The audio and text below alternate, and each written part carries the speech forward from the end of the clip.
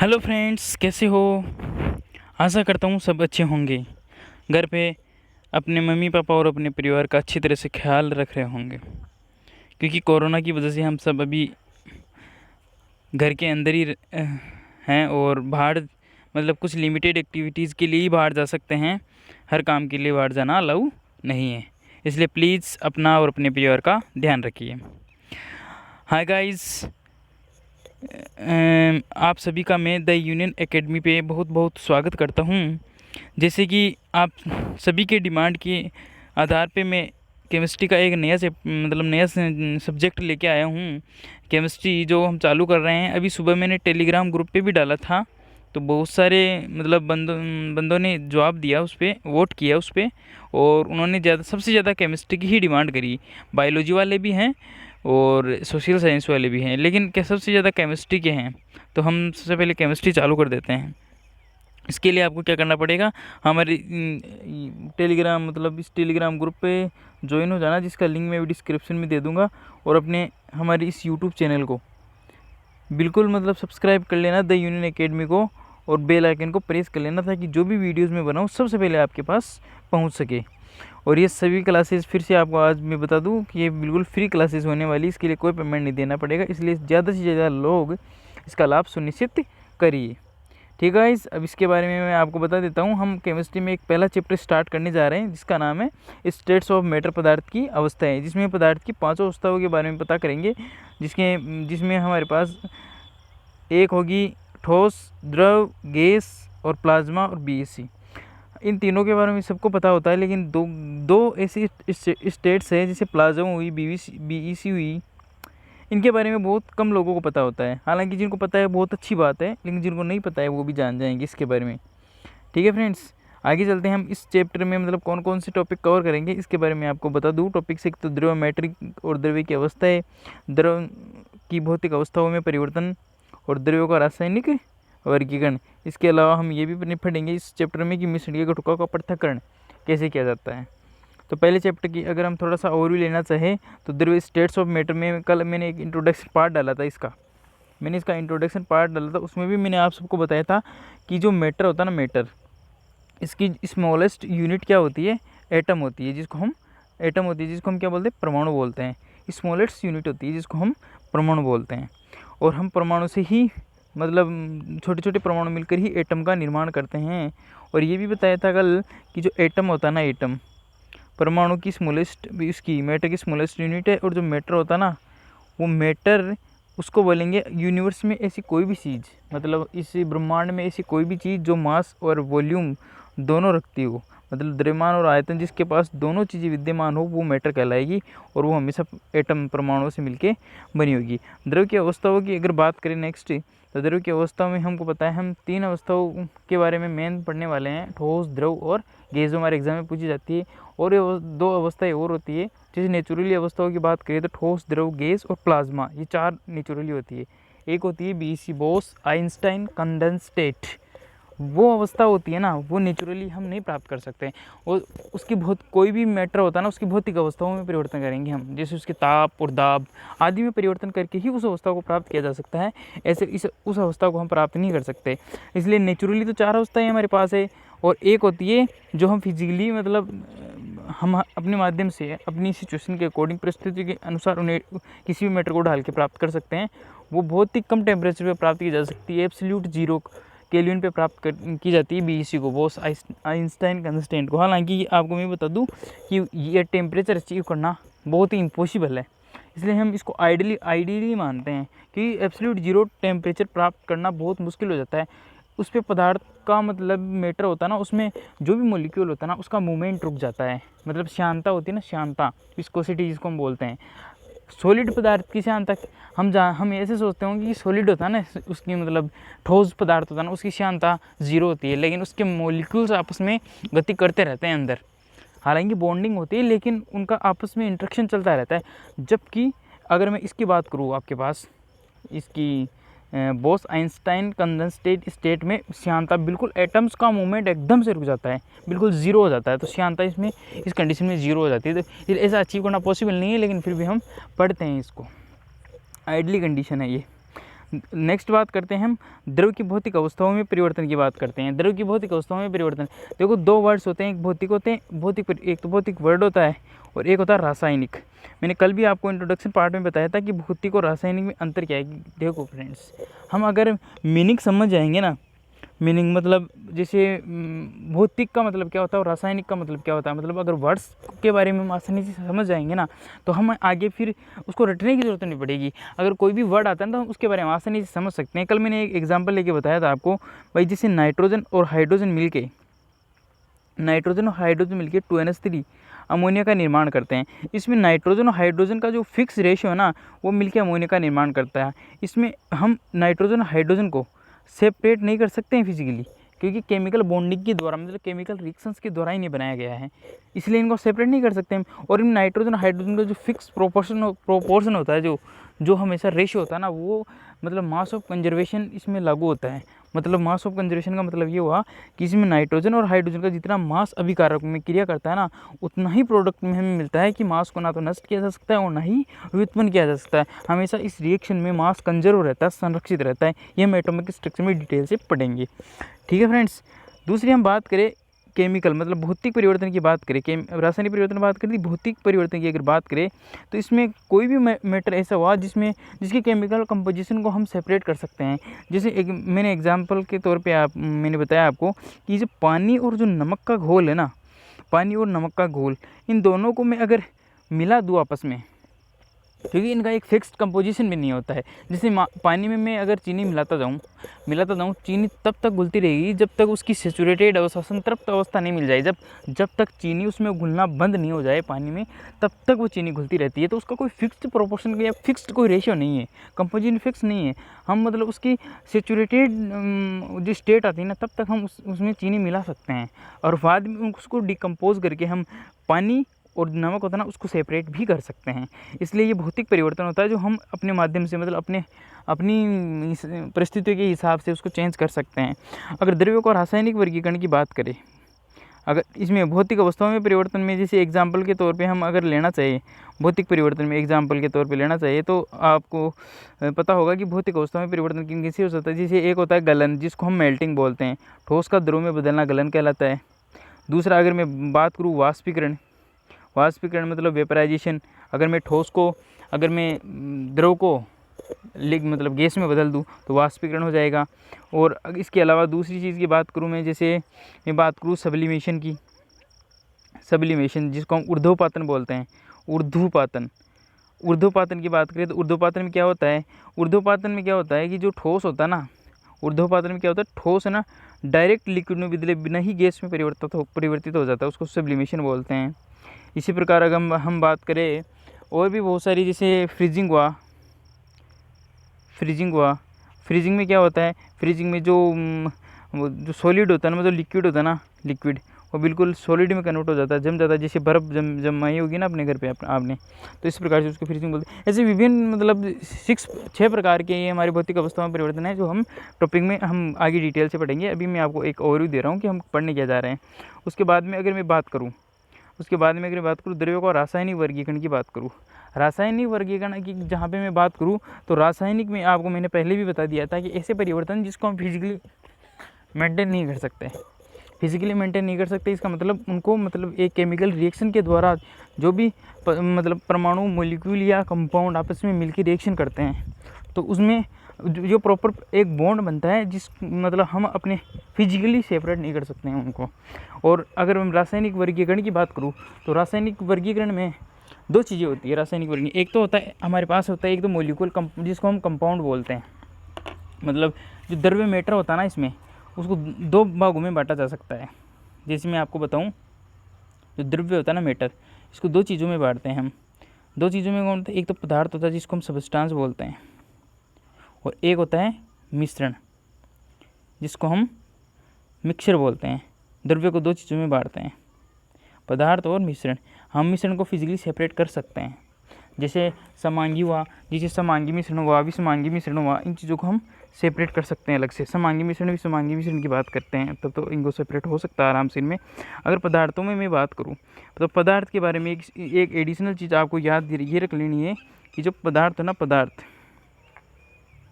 जो पदार्थ होता है ना, पदार्थ, इसके बारे में एक एडिशनल चीज़ आपको याद रख लेनी है।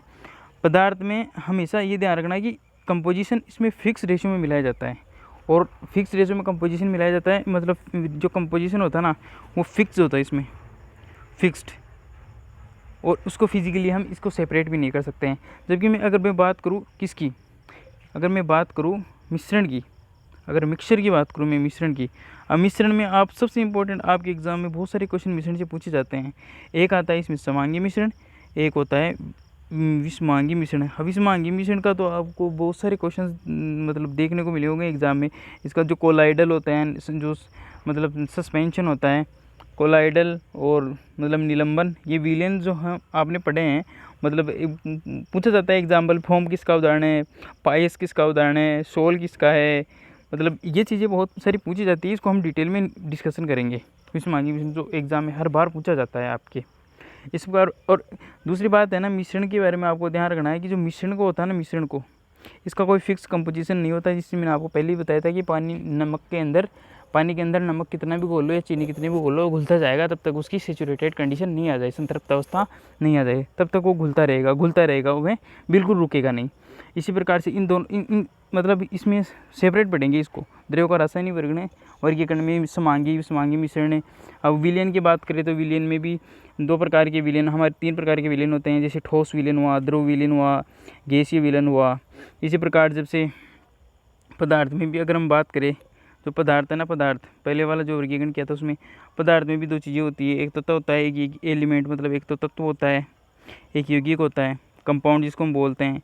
तत्व एलिमेंट में सेम तरह के परमाणु मिलके तत्व बनाते हैं, एक से अधिक प्रकार के परमाणु मिलके इसमें कंपाउंड यौगिक बनाते हैं। तत्व में है ना धातुएं आती है, अधातुएं आती है, उपधातुएं आती है तत्वों के अंदर। यौगिकों के अंदर हम बात करें तो कार्बनिक और अकार्बनिक यौगिक आते हैं, इनकी हम डिटेल में चर्चा करेंगे। इसके बाद में आगे अगर आपको लास्ट टॉपिक के बारे में बताना चाहूँ इसका, जैसे मिश्रण के घटकों का पृथक्करण। देखो फ्रेंड्स, अगर कोई भी मिक्सचर बना हुआ है, अगर मुझे उसको सेपरेट करना है तो ऐसे फिजिकली तो मैं सेपरेट कर नहीं पाऊँगा। हालांकि उसमें ऐसे भी है कि उबाल के भी उसको अलग किया जा सकता है, लेकिन हम फिजिकली तो सेपरेट कर ही नहीं सकते ना, उसको फिजिकली तो सेपरेट कर ही नहीं सकते। जब फिजिकली सेपरेट नहीं कर सकते उसको अलग तरीके से सेपरेट करना है हमको। अलग तरीके से सेपरेट करने के लिए बहुत सारी विधियाँ हैं हमारे पास जिसको हम प्रयोग में लेते हैं। जैसे आपने ऊर्ध्वपतन का नाम सुना होगा, क्रिस्टलीकरण का नाम सुना होगा, क्रिस्टलीकरण का नाम सुना होगा, ऊर्ध्वपातन का नाम सुना होगा, आसवन का नाम सुना होगा। इन सभी विधियों के बारे में हम एक बाय एक करके डिटेल से स्टडी करेंगे। अब आपको रसायन विज्ञान के बारे में थोड़ा और दे दूं मैं, तो रसायन विज्ञान में हम करते क्या हैं, रसायन विज्ञान में क्या करते हैं हम, रसायन विज्ञान में हम है ना कोई भी मतलब जो यौगिक है ना, तत्व और यौगिक, उसके संगठन के बारे में, गुणधर्म के बारे में, और परस्पर रासायनिक अभिक्रियाओं के द्वारा उसके बने उत्पाद और उसके उत्पाद से क्या मतलब कारक उसमें निर्भर कर रहे हैं, मतलब उसके क्या परिणाम हो रहे हैं, उन परिणामों का भी हम इसमें अध्ययन करते हैं। अगर सबसे इम्पोर्टेंट क्वेश्चन की मैं जहाँ बात करूँ, जिसे हम बात करते हैं आधुनिक रसायन विज्ञान के जनक के बारे में बात करते हैं। इसको बोलते हैं Antoine Laurent de Lavoisier. Exam में अगर कोई कॉम्पिटिटिव एग्जाम्स की तैयारी करता बंदा, ये फेवरेट क्वेश्चन है एग्जामिनर का, हमेशा इस क्वेश्चन को पूछा जाता है, हमेशा, मतलब वो है ना बिल्कुल इस क्वेश्चन को स्किप नहीं करेगा कभी भी, हमेशा पूछेगा उस क्वेश्चन को। उसको इस पूछा क्यों जाता है इसको, क्योंकि इसने बहुत सारी चीज़ों के बारे में हमको बताया है, जैसे दहन हुआ, ऑक्सीजन हुआ, हाइड्रोजन की पहचान इसने करी, स्टोइकियोमेट्री इसने बताया, मतलब होता क्या है दहन। मैं दहन के बारे में बात करूँ, जैसे दहन होता है ना, दहन जैसे कार्बन को ऑक्सीजन की उपस्थिति में जलाया तो कार्बन डाइऑक्साइड बनी, तो इसको बोल दिया हमने दहन। तो कार्बन को ऑक्सीजन की उपस्थिति में जला दिया, इसे क्या बना, CO2 बना। जैसे हम घर में सबके गैस होगा, चूल्हा होगा, गैस चूल्हा, जिसमें हम क्या करते हैं, बाहर की जो लकड़ी है ना उसको चूल्हे में जलाते हैं। जलाने से होता क्या है कि जो ऑक्सीजन की उपस्थिति में अगर थोड़ी चिंगारी दे दे तो वो जलेगी, कार्बन और ऑक्सीजन मिलकर CO2 प्रोड्यूस करेगी और एनर्जी निकालेगी, CO2 प्लस एनर्जी, ऊर्जा, एनर्जी निकालेगी, ऊर्जा। इस प्रकार से एनर्जी निकालेगी, वो एनर्जी हम भोजन पकाने में हमारे को काम आती है, लेकिन इससे CO2 भी निकल जाता है, मतलब बहुत मात्रा में CO2 है ना वो उत्सर्जित होता है, जो एनवायरनमेंट के लिए अच्छा नहीं है। इसलिए इसका मतलब जो जिसमें कार्बन ज़्यादा अमाउंट में होता है ना, उसके मतलब दोहन पे अभी थोड़ी गवर्नमेंट रोक लगा रही है, इसलिए ये दहन होता है। इसके बारे में हमको किसने बताया? एंटोनी डी लेओजी ने बताया। ऑक्सीजन की पहचान के बारे में बताऊँ तो खोज अलग पिस्टले ने करी थी, खोज के बारे में नहीं बता रहा कि इसकी पहचान किसने दी थी, ये वो बता रहा हूँ, एंटोनी लॉरेंट डी लेओजी ने दी थी। हाइड्रोजन की पहचान के बारे में बात करें तो इसी ने दी थी। स्ट्राइकोमेट्री के बारे में बात करूं तो आपको मैं बता दूं कि फ्रेंड्स, स्ट्राइकोमेट्री होती क्या है कि क्रियाकारक और उत्पाद में जितने परमाणुओं की संख्या भाग लेती है, मतलब अभिकारकों से जब उत्पाद बनता है तो अभिकारकों में जितने परमाणु भाग लेते हैं ना, मतलब उत्पाद में उतने ही परमाणु होते हैं। ऐसे नहीं है कि क्रियाकारकों में हाइड्रोजन की संख्या 5 है और उत्पाद में हाइड्रोजन की संख्या 8 हो जाएगी, ऐसे कभी नहीं होगा फ्रेंड्स, क्योंकि ऐसे हो जाएगा तो फिर इसका मतलब तो ऐसे मास कंजर्वेशन का रूल है ना, वो फॉलो नहीं हो रहा है यहाँ पे, उसका वोलेशन हो जाएगा। इसका मतलब तो ये होगा कि मास अपने आप ही जनरेट हो रहा है, जबकि ऐसा पॉसिबल नहीं है। मास हमेशा कंजर्व रहता है, संरक्षित रहता है। जितना मास हम यूज में ले रहे हैं क्रियाकारकों को मिलाकर उत्पाद बनाने में, उतने ही उत्पाद में हमें मतलब उतना ही मास, उतने ही परमाणु हमें मिलेंगे। ये स्टोइकियोमेट्रिक होता है, जिसके बारे में हमें किसने बताया था? एंटोनी डी लेओजी ने बताया था। अब पदार्थ की अवस्थाओं के बारे में अगर फ्रेंड्स मैं बात करूं, पदार्थ की अवस्थाओं के बारे में अगर बात करें तो मेनली पदार्थ क्या होता है? मैटर ब्रह्मांड में, अभी मैंने पहले आपको बताया था कि ब्रह्मांड में ऐसी कोई भी चीज़ जो आयतन और मतलब मास घेरती हो, वॉल्यूम और मास जो घेरती हो, आयतन और द्रव्यमान जो घेरती हो, वो हर चीज़ मैटर होगी।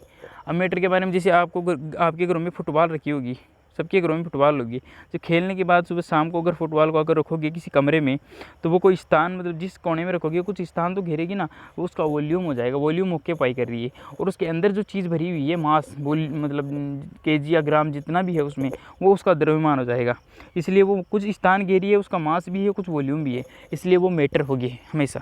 इस चीज़ का हमें ध्यान रखना है। दूसरी अगर हम बात करें द्रव्यमान, इसके बारे में हमने आपको बता दिया कि क्या होता है। एक बात और है फ्रेंड्स, जिसमें बहुत सारे मतलब फ्रेंड्स है ना कन्फ्यूज रहते हैं कि आयतन, घनत्व और डेंसिटी। मैंने एक फ्लो चार्ट बनाया है, अगर आपको इसमें हेल्प मिल सके तो बहुत अच्छी बात है, क्योंकि इसमें क्या होता है, जैसे आयतन निकालना हो तो ऐसे डिवाइड कर दो इसको, और लोअर अपॉन अपर करो, मतलब नीचे वाला अपॉन ऊपर वाला, मतलब द्रव्यमान अपॉन घनत्व। जैसे इसके बारे में तो पता लग गया। जैसे हमें निकालना हो घनत्व, तो ऐसे लाइन खींच दो सीधी बिल्कुल, तो नीचे वाला द्रव्यमान अपॉन ऊपर वाला आयतन, इसका फॉर्मूला हो गया। अगर हम सीधा ऊपर से नीचे चले तो ये वाला बीच वाला ट्रायंगल देखो आप। अगर डेंसिटी निकालना हो तो ऐसे इसके बीच में डंडा खींच दो, तो मास अपॉन वॉल्यूम क्या हो जाएगा? डेंसिटी हो जाएगी। अगर मुझे निकालना हो, जैसे वॉल्यूम निकालना हो, तो इसके लाइन खींच दो, मतलब मास अपॉन डेंसिटी क्या हो जाएगा? वॉल्यूम हो जाएगा। और अगर मुझे मास निकालना हो तो ये दोनों मल्टीप्लाई हो जाएंगे, मतलब डेंसिटी इंटू वॉल्यूम क्या हो जाएगा? मास हो जाएगा। वैसे आप डायरेक्ट फॉर्मूले से भी याद रख सकते हो, जैसे घनत्व होता है ना, घनत्व मास अपॉन वॉल्यूम, मतलब द्रव्यमान अपॉन आयतन। जैसे आपको अब जैसे मास निकालना है, तो मास निकालने के लिए क्या करोगे आप? इसको वॉल्यूम को घनत्व में मल्टीप्लाई कर दोगे, यही चीज़ यहाँ लिखी हुई है। जैसे आपको मास निकालना है तो इसको मल्टीप्लाई, जैसे वॉल्यूम निकालना है आपको, तो घनत्व नीचे आ जाएगा, तो मास अपॉन घनत्व वॉल्यूम हो जाएगा। जैसे आपको मास निकालना है, मास तो इन दोनों को मल्टीप्लाई कर देंगे, घनत्व इंटू वॉल्यूम को, तो मास निकल जाएगा। इस प्रकार फॉर्मूले से भी आप याद रख सकते हो। दूसरे हम पदार्थ की अवस्थाओं के बारे में बात करते हैं। पदार्थ की मेनली कितनी अवस्थाएं होती है? 5, जिसमें solid, liquid, gas and plasma. ये नेचुरली हमारे पास नेचर में जो प्राकृतिक रूप से उपस्थित है, उन गैसों की बात कर रहे हैं हम। सॉलिड है, लिक्विड है, गैस है और प्लाज्मा है। लेकिन बोस आइंस्टीन कंडेंस स्टेट एक ऐसी स्टेट है जो नेचुरली प्रेजेंट नहीं होती है, जिसको हम अब ताप, दाब आदि में परिवर्तन करके, इसकी भौतिक अवस्थाओं में परिवर्तन करके हम प्राप्त कर सकते हैं। मुश्किल है बहुत, मतलब एक तरह आइडियल कंडीशन मान लो, लेकिन प्राप्त कर सकते हैं। हम मानते हैं ये इसी एक अवस्था होती है। अल्बर्ट आइंस्टीन ने इसकी भविष्यवाणी की थी और बोस आइंस्टाइन ने इसको मतलब इसके लिए डिज़र्व करते हैं, उन्होंने हमको बताया था ये। अगर मैं इन अवस्थाओं के बारे में बात करूँ, जैसे सॉलिड अवस्था है, सॉलिड क्या होगी? जिसका कोई आकार, जैसे मैंने फुटबॉल का उदाहरण दिया था अभी आपको, जिसका मास और कोई वॉल्यूम होता है। तो जो मास और वॉल्यूम जिसका फिक्स हो, मतलब आकार और आयतन, जिसका कोई शेप और जिसका वॉल्यूम फिक्स हो, जैसे पत्थर हुआ, पत्थर मतलब पत्थर आप ऐसे थोड़ी हो, पत्थर को थोड़ा सा दबाओगे तो वो स्ट्रेच हो जाएगा, मतलब थोड़ा दब जाएगा और उसका शेप चेंज हो जाएगा। पत्थर का एग्जांपल लेते हैं, पत्थर का, तो पत्थर का बिल्कुल इसकी शेप आकृति है ना वो भी फिक्स रहेगी और इसका वॉल्यूम भी फिक्स रहेगा। ऐसे थोड़ी है आप हाथ से ऐसे पकड़ के उसका वॉल्यूम निकाल लोगे, नहीं निकलेगा, वो फिक्स होता है आकार और आयतन। जिसका आकार और आयतन फिक्स हो और जिसको मतलब उसमें आकार आयतन में परिवर्तन हम नहीं कर सकते उसमें, उसको हम ठोस अवस्था बोलते हैं। अगर लिक्विड की बात करें तो देखो, लिक्विड जिस बीकर में डालोगे, जिसे हमने एक फ्लास्क में डाला तो वो पानी है ना फ्लास्क का आकार ले लेगा। अगर हमने किसी बोतल में डाला तो वो पानी बोतल का आकार ले लेगा। मतलब लिक्विड में क्या है कि आयतन अनिश्चित होता है, सॉरी जो लिक्विड होता है ना, लिक्विड इसमें आयतन तो फिक्स होता है लेकिन आकार ये तो फिक्स होता है, लेकिन जो आकार होता है ना, आकार ये फिक्स नहीं होता है। जिस पात्र में डालोगे उसी का आकार ले लेगा ये। तो लिक्विड में क्या अंतर हुआ, आयतन फिक्स हुआ लेकिन आकार जिस पात्र मतलब जिस चीज़ में डालोगे उसी का आकार ले लेगा ये फिक्स नहीं। गैस में बात करूँ तो कि कुछ भी फिक्स नहीं है। मतलब अगर आप एक सिलेंडर में आपने एक सिलेंडर में गैस भर रखी है तो उसका आयतन उसी हिसाब से होगा, आकार भी उसी हिसाब से होगा। लेकिन इसको कमरे में छोड़ दिया तो ये पूरे कमरे में फैल जाएगी, उसका आयतन भी उतना ही हो जाएगा, आकार भी उतना ही हो जाएगा। मतलब कुछ भी फिक्स नहीं है, जहाँ जाओ आप जिस माध्यम में इसको डालो उसी के अनुसार अपना ये रूप ले लेगा। इसलिए गैस में बिल्कुल भी नहीं है। सबसे इम्पोर्टेंट है प्लाज्मा। प्लाज्मा स्टेट ऐसी स्टेट है, मतलब बहुत ही हाई टेम्परेचर पे प्राप्त कर सकते हैं इसको हम। इसके लिए टेम्परेचर क्या चाहिए हमें, बहुत ही हाई टेम्परेचर चाहिए। मतलब लो टेम्परेचर पे इसको हम प्राप्त नहीं कर सकते, हाई टेम्परेचर चाहिए। जैसे ये जो प्लाज्मा स्टेट दुनिया होती है ना, ये सूर्य में होती है। सूर्य मान लो, सूर्य में जो नाभिकीय शिलाएँ अभिक्रिया होती है ना, जिसमें हाइड्रोजन मिलके जो मतलब हीलियम का निर्माण करते हैं और एनर्जी निकालते हैं, वही एनर्जी हमको जो सूर्य के माध्यम से प्रकाश मिलता है वही एनर्जी है, वो नाभिकीय संलयन अभिक्रिया द्वारा ही रिलीज होती है। तो वहाँ देखो उसके पास में, सूर्य के पास में कोई जा नहीं सकता ना, वहाँ होती है प्लाज्मा स्टेट। गैसों का आयनीकरण स्टार्ट हो जाता है वहाँ पे, बिल्कुल रेड हो जाती है गैसें, मतलब आयनाइजेशन। जैसे NaCl हुआ, NaCl तो Na+ और Cl- में टूट गया आयंस में। उस प्लाज्मा भी ऐसे ही होता है, जिसमें इसमें पॉजिटिव और नेगेटिव आयनों की संख्या बराबर है ना, उसी प्लाज्मा स्टेट में भी ऐसे ही होता है, पॉजिटिव और नेगेटिव आयनों की संख्या बराबर होती है। लेकिन गैसों का आयनीकरण हो जाता है, मतलब आयोनाइज हो जाती है गैसें उसका, और वो टेम्परेचर बहुत हाई होता है, उसके पास भी नहीं जा सकते हम। और इसकी हम डिटेल में भी पढ़ेंगे, तब चर्चा करेंगे। बोस-आइंस्टीन कंडेंसेट की बात करूँ, अगर मैं बोस-आइंस्टीन कंडेंसेट की बात करूँ, इसकी बात करूँ तो इसमें क्या है कि एब्सोल्यूट जीरो टेम्परेचर किसको बोलते हैं, आपको मैं ये बता दूं। जो 0 केल्विन होता है ना, 0 केल्विन मान लो, या फिर मान लो आप -273.15 डिग्री सेंटीग्रेड, मतलब 0 सेंटीग्रेड से भी, मतलब बर्फ़ बनती है 0 सेंटीग्रेड पे, आप 0 सेंटीग्रेड से भी 273.15 डिग्री सेंटीग्रेड नीचे चले जाओ, इतना टेम्परेचर डिक्रीज करने के बाद, मैंने बताया था बोस-आइंस्टीन कंडेंसेट में उसकी श्यानता 0 हो जाती है। मतलब एटम्स हो ना, उसका मूवमेंट बिल्कुल एकदम से रुक जाता है, वो एटम्स एक दूसरे से मूव भी नहीं कर पाते हैं। इस प्रकार से ये बोस-आइंस्टीन कंडेंसेट स्टेट इसी को बोलते हैं। अब इनका मतलब एक एक स्टेट का हम बिल्कुल, ये Bose Einstein condensate, solid state, liquid state, gas state, plasma state, इन सब का हम एक एक में बिल्कुल विस्तारपूर्वक आपको बिल्कुल फ्लो चार्ट के माध्यम से बिल्कुल एक एक से डिटेल में पढ़ाया जाएगा, जिसका हम नेक्स्ट पार्ट कल लेकर आ रहे हैं। उसमें आपको एक एक अच्छी तरह से समझाया जाएगा। इसके लिए आप हमारे टेलीग्राम ग्रुप पे जा सकते हैं और उसको ज्वाइन कर लो, ताकि रेगुलर अपडेट्स आपको मिलती रहे। वहाँ पे वीकली क्विज़ और टेस्ट भी लिए जाते हैं, उसमें भी आप पार्टिसिपेट करो, और नोटिफिकेशन सबसे ज़्यादा मतलब सबसे पहले वहीं पे मिलता है आपको। तो सब नोटिफिकेशन समय पे पाने के लिए आप मेरे टेलीग्राम ग्रुप को ज्वाइन कर सकते हैं। इसका लिंक मैं भी वीडियो की डिस्क्रिप्शन में दे दूँगा। और मेरे YouTube channel the union academy को आप बिल्कुल सब्सक्राइब कर ले, अधिक से अधिक लोगों तक इसको पहुँचाए। और प्लीज़ गाइज़ इस चैनल को सपोर्ट करना प्लीज़, ताकि मेरे को थोड़ा विश्वास मिल सके और आपके लिए मैं अच्छी से अच्छी चीज़ें और इनोवेटिव और क्रिएटिव चीज़ें आपके लिए मैं लेके आ सकूँ। तो आज के लिए बस इतना ही बताना था गाइज़। आशा करता हूँ आपको ये वीडियो पसंद आया होगा, तो please like, share and subscribe कीजिए। धन्यवाद।